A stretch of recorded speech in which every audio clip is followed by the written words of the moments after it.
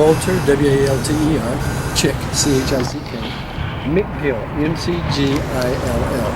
So we're sitting here in Beverly Hills. You've been walking for over a year, I understand, or at the very least a year, more than 3,000 miles. Can you talk a little bit to me about why you're walking coast to coast and really kind of how this started for you? Well, God called me to walk across America to promote a new birth of freedom and integrity in America. He asked me to call attention to the Ten Commandments, the Golden Rule, and our nation's founding documents. So there's going to be some people, there's going to be people who are skeptical, who would say, this is like just a religious thing. I'd read somewhere this has nothing to do with denominations or religion, in many ways. Well, excuse me, I'm a minister. I would like to see people turn to God. I'd like to see people accept Jesus Christ as their Savior and accept the freedom that He can give. That's the new birth of freedom that everybody needs. But if they don't want to do that, I still think they can resonate with the Golden Rule, which is something that atheists and agnostics and people of all religions can relate to. That to me, I think, was one of the strongest things when you and I first ran into each other back in Hollywood, West Hollywood, was this idea of the Golden Rule. Why do you feel that's so important? I know you say God called you, which I totally get is important, but bigger picture, for the world, for the people in this world, why is that so important? Well, obviously we have a lot of strife in our world. We see it in America right now, just what's happened in Baltimore. Prior to that, Ferguson and other cities. If people would abide by the Golden Rule principle, do unto others as you would have them do unto you, you wouldn't be killing people with toy guns. You wouldn't be beating up people who are trying to escape, even if they're trying to escape from the law. You wouldn't just beat them up because you don't like them running from you. You would treat them as you want to be treated. And that's basically what our country was founded on.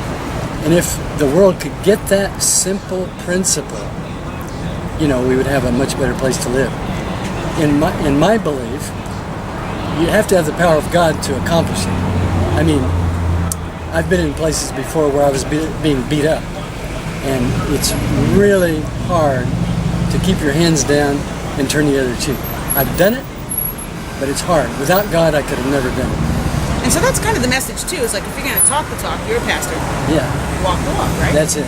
I can't be a hypocrite. I can't lead people astray. I have to do what I think is right in God's eyes, no matter how much it hurts me. I met a homeless guy yesterday, and homeless people are notorious for asking for money and then going out and getting something to drink, like a beer or something. So I asked the guy if he was hungry, and he said, "Yeah, I'm hungry. I want to eat." So I said, "Come on in. Let's eat." We can feed the hungry. We just can't facilitate silliness and defeating behaviors. You've traveled you started in North Carolina, was it? Yes. Tell me a little bit about the trek, about where you've gone, where you've traveled. I've been through 14 states, starting with North Carolina, South Carolina, Georgia, Alabama, Tennessee, Mississippi, Arkansas, Oklahoma, Texas, New Mexico, Arizona, Nevada, and now California. And you're going to be ending tomorrow at Santa Monica Pier, yeah? Santa Monica Pier at noon. At noon. At high noon, Santa Monica Pier. Well, what's the reaction been from the people that you've met? Maybe just in California even. Well, to my great surprise, California is a friendly state. I'm from Tennessee, and down in the South there are stereotypes. You have your stereotypes of the South, and many of them are correct. But they always told me California is it's a real. Let's don't use those words. But anyway, it's not a very nice place. But I have found Californians to be very interested in what I'm doing. People honk at me as I'm carrying the American flag. I'm saluting because I'm a veteran and I'm trying to show esteem for my fellow Americans. They toot their horns at me. They salute. They wave. They say "Yay, America!" and a lot of positive feedback, a lot of positive energy going on here. I'm really happy I'm ending this thing up Okay, at it's Santa fine, Monica yeah. Pier. It's really it's renewed my faith in California. I'm going to move here. Actually, I'm moving here from Tennessee. Are you really? Yeah. When? Right now. You're like, I'm not leaving. I'm not leaving. I'm not going back. You know. Awesome. Okay. Awesome. I love that. Okay, So, just- what are you we'll hoping plan for? for that What are you then. hoping If I'm 5 for your o'clock, noon that's end spot at the pier? Well, you know, Okay, that I'm sounds aspiring great. to be the first veteran in history Okay, I'll see you then. to hand carry Thanks. the Thanks a American lot. flag All right, from take sea care. to shining sea. I would like to have, of course, I would like to have some news coverage to document the fact that I made it to the pier and got my feet in the ocean. But the biggest part of it is I would like to just have a reception of people who resonate with my cause of bettering America and making a safer place for our children and grandchildren and great-grandchildren to live. I'm 69 years old. You know, I've just about peaked out. I've done my great trek for my lifetime, and I'm not ready to roll over and die. But you know, obviously, I'm on the tail end of things. I'm seeing the end of the tunnel, and I would like to go out of this world thinking there's a better place, and I had something to do with it. Let me ask you something, and I hate to even bring this up to you, but I'm a news reporter, so I kind of have to bring up what happened in 2012. What's going on with that? What's going on with the? Have you brought it to the Ninth Court of Appeals? Have you brought it up to that level? I mean, where is it at this point? Well, in about 10 years or so ago, I was sued by my mother church. It's a world denomination, and they didn't like the name of my church, and they demanded that I took my church sign down in Tennessee, and I refused to do so, and it landed me in the care of the federal marshals, because when you disobey federal judges, they don't like it. But I did it because of my religious convictions, and you know, I don't have any hostility or animosity or anything. Actually, I did take it to the Sixth Circuit Court of Appeals in Cincinnati and lost. And then we took it to the U.S. Supreme Court, and they would not hear the petition. If I had lived in California, the Ninth Circuit would have ruled in my favor. That's the ironic part.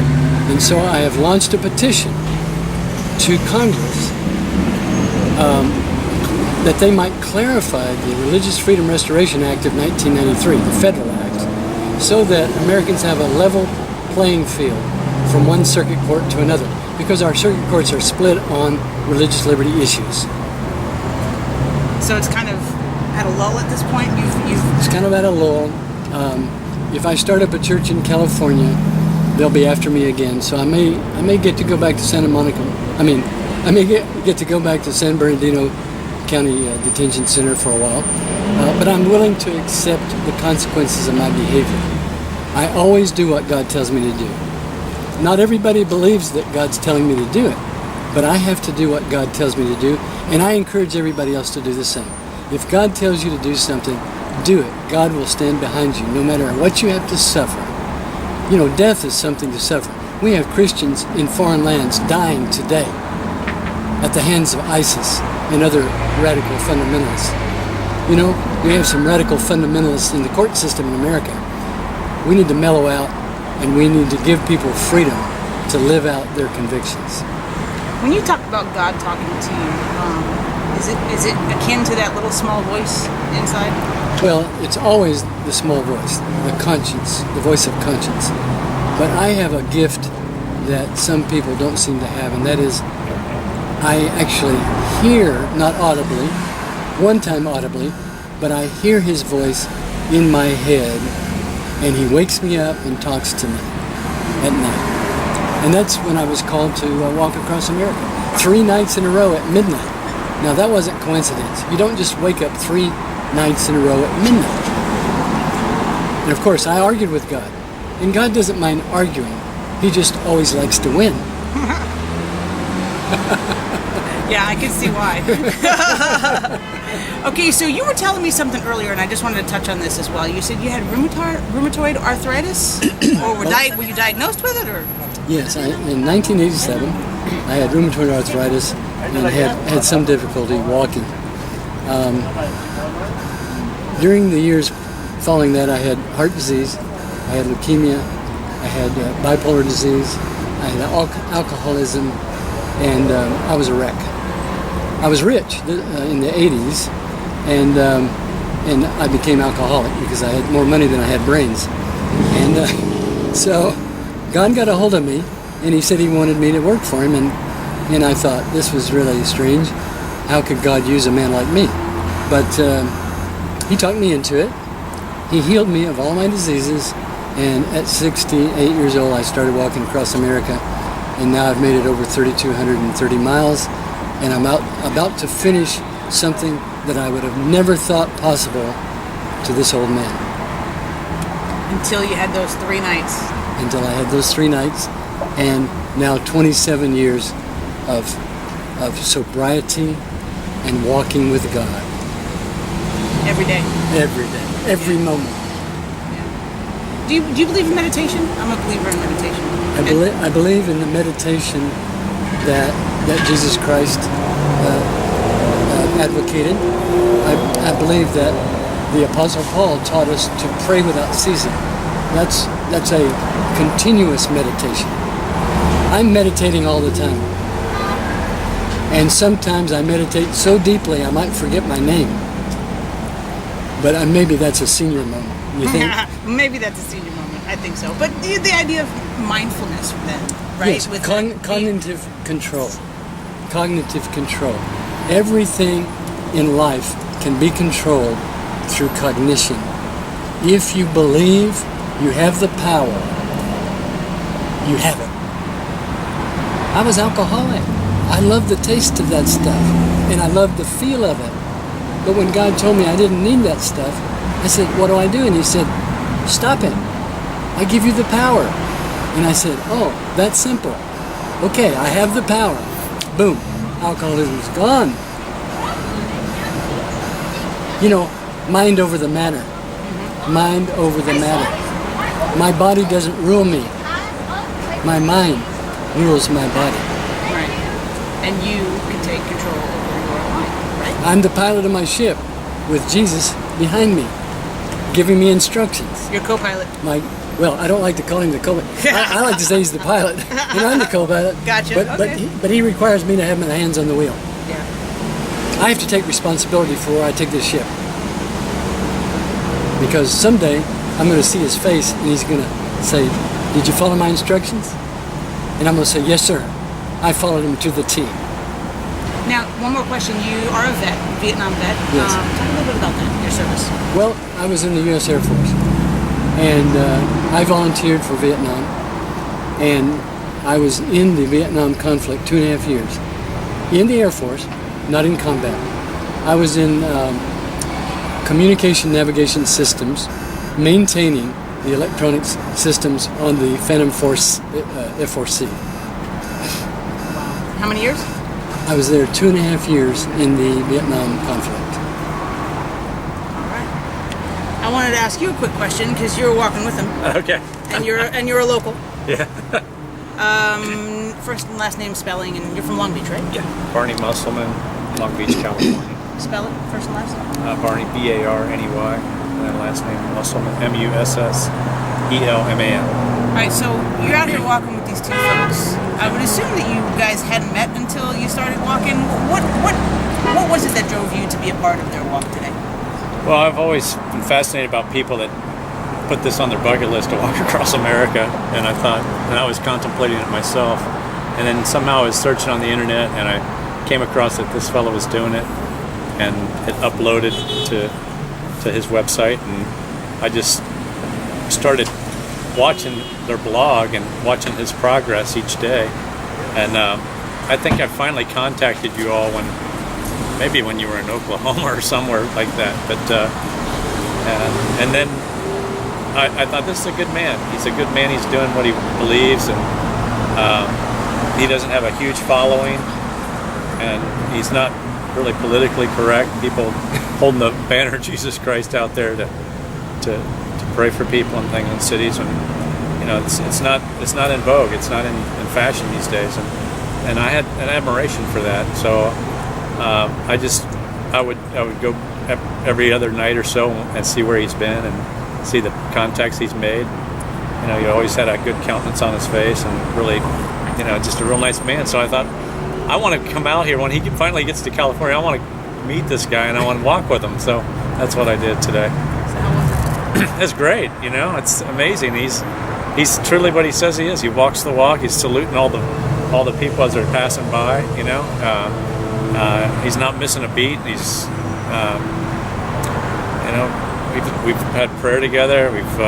His wife's real nice, and she's really enjoyed it. We stumbled in the Beverly Hills Civic Center, met the city clerk, and was able to meet with him, and he gave him a pin. And I've seen along the way he's gotten pins from various civic groups and mayors and townspeople, and he's gotten on some radio stations and even on some TV. He's got some TV time and so forth. So I thought, this is great, you know. At 69, I want to be like that. You know, for him to do something like this, it's amazing, you know. And he's carrying the flag. The flag's been tattered, you know, by the winds that he's had to face, you know, the headwinds. And I've seen him with icicles on his mustache and, you know, plodding through snow, and he's still out there saluting people. And it's just great, you know. So, you know, I try to convince even some of my church members to house him a little bit, you know. But, you know, I don't understand Christians these days. You know, I feel like they need to walk the walk, you know. They talk the talk. They talk the talk, but they're not. You know, it's just I'm angry with that. You know, we pray for the things we've done and for the things we've left undone, and that's something that they left undone. I'm kind of upset with my own church about that. So, but anyway, I digress Besides here. the point, yeah. Yeah, I just, you know, but he's a real man, and he's doing what he believes, and I'm proud of him, and I'm, you know, proud to be associated, that I could spend the very minimal maybe we're going to do 5.5 miles. He's averaged 12, 13 miles a day, and this is day number 235 or something like that. 233. 233 days of walking, and you know, he has a limp. His body's beat up. I'm a chiropractor, so I'm going to take him back and do some work on him, maybe try to help heal his body a little bit. But There you go. you know, just so that's what it's about. So, and then his wife's been a real support to him. You know, behind every good man's a great woman, right? Yes. Beautiful.